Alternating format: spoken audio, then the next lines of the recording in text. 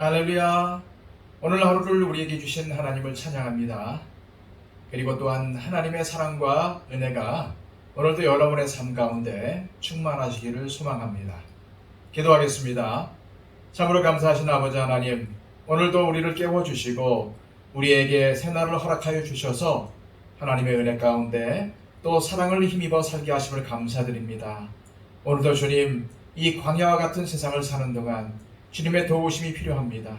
주님, 강하신 오른팔로 도와주시고 우리의 마음속에 또한 성령님의 거룩함을 더하여 주셔서 오늘 이 하루를 하나님과 함께 동행하며 또한 주님께서 주신 소망을 품고 주님의 말씀에 순종하며 살아갈 수 있는 참으로 능력 있는 그리스도인들의 삶을 살아갈 수 있도록 인도하여 주옵소서.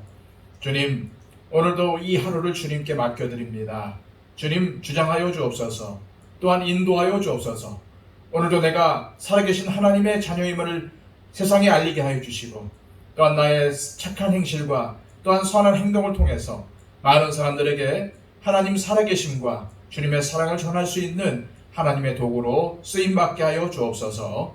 예수 그리스도의 이름으로 기도하옵나이다. 아멘.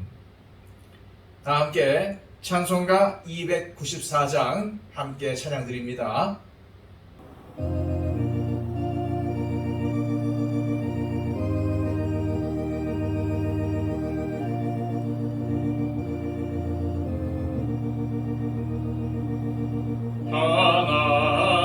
하나님은 외아들을 주시는 데까지 세상 사람 사랑하니 참 사랑이로다.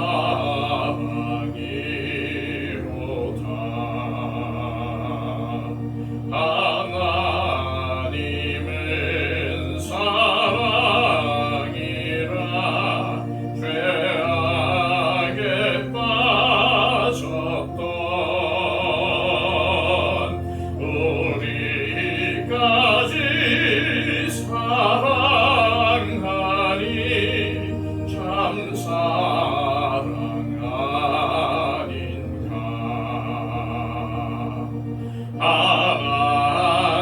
하나님을 배반하고 멀리 떠난 우리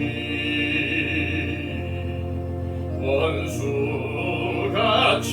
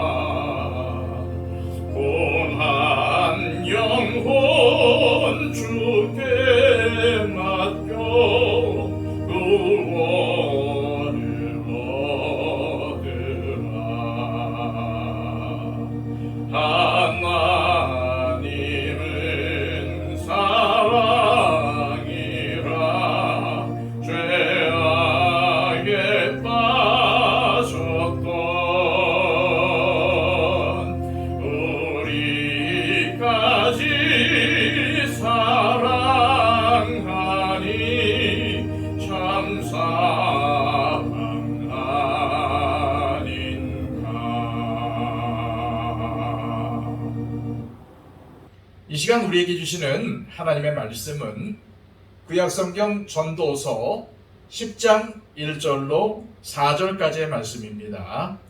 구약성경 957쪽입니다. 죽은 파리들이 향기름을 악취가 나게 만드는 것 같이 적은 우매가 지혜와 존귀를 난처하게 만드느니라. 지혜자의 마음은 오른쪽에 있고 우매자의 마음은 왼쪽에 있느니라. 우매한 자는 길을 갈 때에도 지혜가 부족하여 각 사람에게 자기가 우매함을 말하느니라.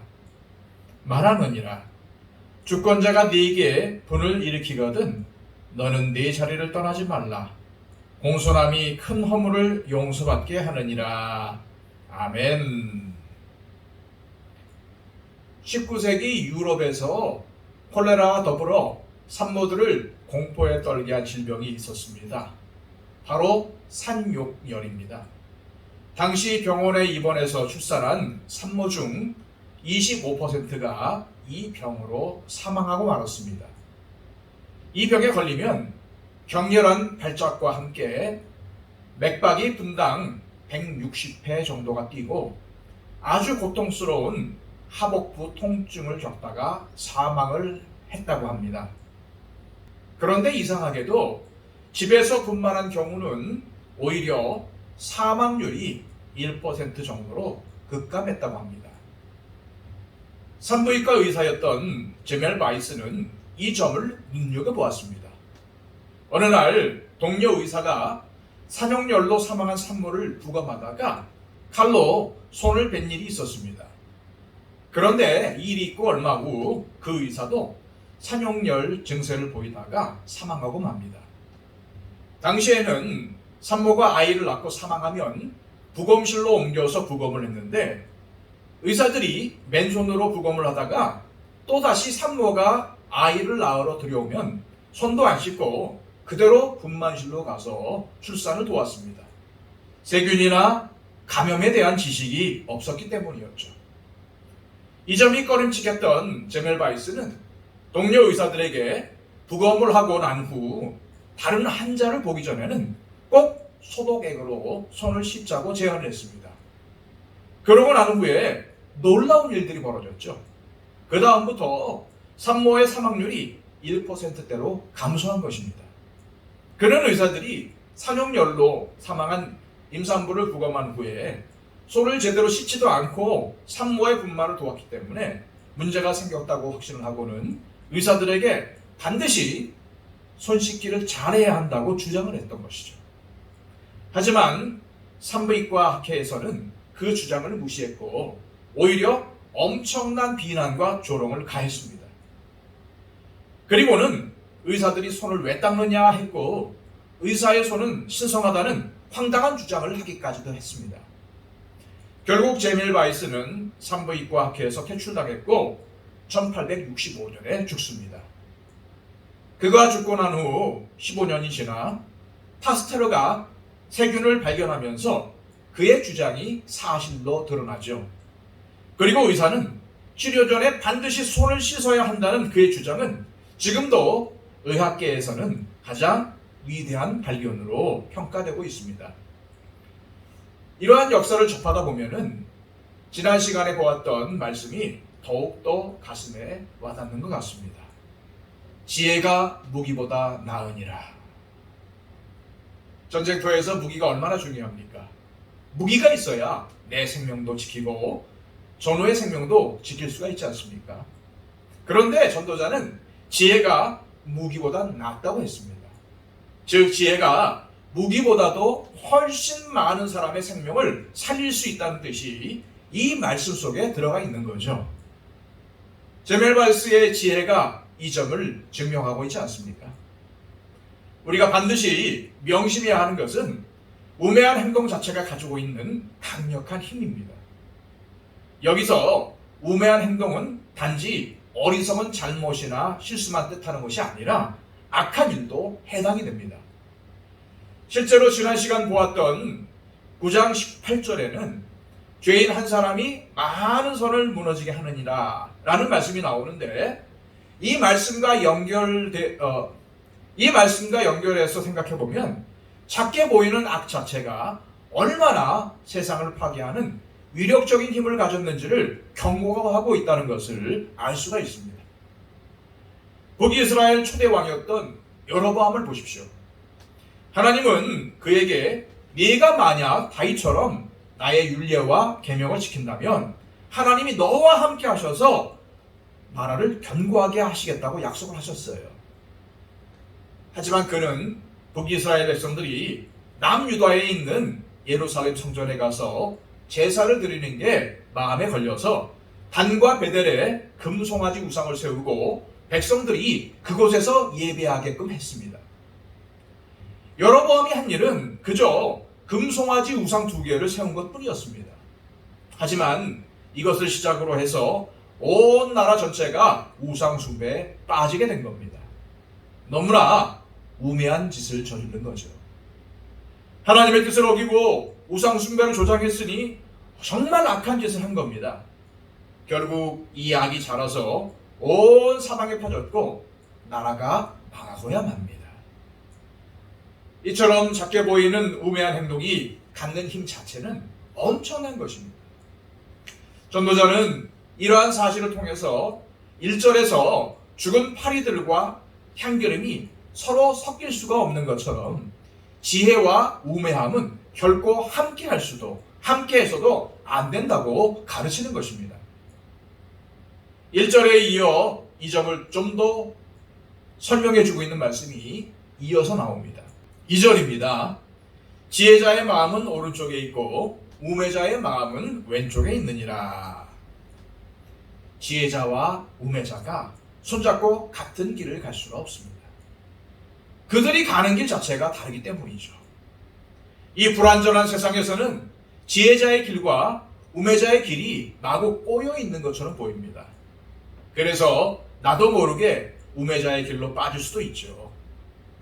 지혜와 우매함은 절대로 섞일 수가 없지만 현실 세계에서는 함께 뒤섞여서 살아갑니다. 지혜자가 권세를 가지고 있고 훌륭한 지혜자가 많으면 너무나도 좋겠지만은 현실은 반대일 때가 더 많은 것 같습니다. 그래서 전도자는 이러한 말씀까지 전합니다. 3절, 4절 말씀입니다. 우매한 자는 길을 갈 때에도 지혜가 부족하여 각 사람에게 자기가 우매함을 말하느니라. 주권자가 네게 분을 일으키거든 너는 네 자리를 떠나지 말라. 공손함이 큰 허물을 용서받게 하느니라. 이 말씀에 따르면 누가 우매자인지 분별할 수 있습니다. 우매자는 자기가 우매하다는 것을 스스로 증명하기 때문이죠. 자기가 일을 다 잘할 수 있다고 떠벌리는 사람, 내가 왕년에 어떻게 살았다고 자랑하는 사람, 잘 모르면서 아는 것처럼 구는 사람, 지키지도 못할 약속을 남발하는 사람, 자신을 비관하면서 사람들에게 동정심을 유발하는 사람, 혀를 제어하지 못하고 남에게 상처가 되는 말을 내뱉는 사람, 시기하고 질투하는 사람, 권력이 있고 돈이 많다고 자랑하며 갑질하는 사람, 지혜자의 말을 무시하고 자기 고집대로 사는 사람 등등. 이처럼 우매자는 결국 스스로가 우매자인 것을 증명하기 때문에 조금만 주의를 기울이면 누가 우매한 사람인지를 쉽게 알 수가 있다는 것입니다. 그런데 정말 무서운 것은 우매자에게 강한 권력이 있을 때입니다. 그가 한 나라의 우두머리일 수도 있고 사장일 수도 있고 상관일 수도 있는 거죠. 그런데 그들이 화를 내며 분노할 때에 지혜로운 자들은 어떻게 해야 할까요? 전도자는 이럴 때일수록 오히려 침착하고 공손한 태도를 취하라고 알려줍니다. 그러면 실수를 줄일 수 있다는 거죠. 이처럼 전도자는 지혜자와 우매한 자들이 뒤섞여 살아갈 수밖에 없는 세상에서 지혜자가 어떤 태도를 취하는 게 좋은지 현실적인 조언도 아끼지 않고 있습니다. 사랑하는 여러분, 죽은 파리들은 향기름에 악취가 나게 만듭니다. 이 세상에는 악취를 풍기며 사는 악한 자들이 많습니다. 그렇다면 그리스도인들인 우리는 어떤 냄새를 풍겨야 할까요? 바울 사도는 고린도후서 2장에서 우리 그리스도인들은 이 세상 모든 사람들에게 그리스도의 향기로 살아가라고 권면합니다. 세상의 악취를 풍기는 악한 자가 아닌 예수님의 선한 향기를 풍기는 선한 사람으로 살아가라는 말씀입니다. 사랑하는 여러분, 내 안에 죽은 파리들과 같은 우매함, 악함이 생기지 않게 주의해야 합니다. 지혜자의 마음이 오른쪽에 있듯이 우리의 마음 중심이 온전히 주님께만 향해야 합니다. 하지만 사탄은 어떻게든 틈을 노리고 우리에게 썩은 것들을 섞으려 할 것입니다. 그래서 우리는 사탄에게 틈을 보여서는 안 되고 항상 자신을 잘 살펴야 합니다. 언제나 주님의 자녀답게 진실한 마음을 품고 거룩하게 살아야 합니다. 하나님의 지혜를 구해야 합니다. 그래서 평생 그리스도의 향기를 풍기며 하나님께 귀하게 쓰임받는 저와 여러분들이 되어야 합니다. 이 시간 기도하실 때에 주님, 내 안에 죽은 파리들이 빠진 향기름처럼 악취를 풍기지는 않고 있는지, 하나님, 내 삶이 내가 보기에는 거룩하고 깨끗한 것 같지만 다른 사람들이 보기에는 악한 향기를 풍기는 그러한 삶을 사는 것은 아닌가요? 주님, 나 자신을 돌아보게 하여 주시고 내가 그리스도인임을, 나는 그리스도의 향기가 되어서 선한 향기를 풍겨야 함을 알게 하여 주셔서 매 순간순간 살아갈 때에 내 주변에 선한 향기를 풍기는, 그리스도를 아는 냄새를 풍기는 하나님의 사람으로 살아가게 해달라고 기도하시기를 바랍니다. 그러니까 또한 기도하실 때에 하나님, 내 안에 어떤 우매함도 어떤 어리석음도 틈타지 않도록 하여 주시고 사탄이 내 안에 틈타지 못하도록 항상 나의 삶을 말씀으로 또한 성령으로 지켜 주옵소서. 주님, 내 삶을 주님께 온전히 맡겨드립니다. 주님, 나를 주관하여 주옵소서. 이렇게 기도했으면 좋겠습니다. 그리고 또한 우리 주변에 건강으로 인해 고통받는 분들이 계시죠.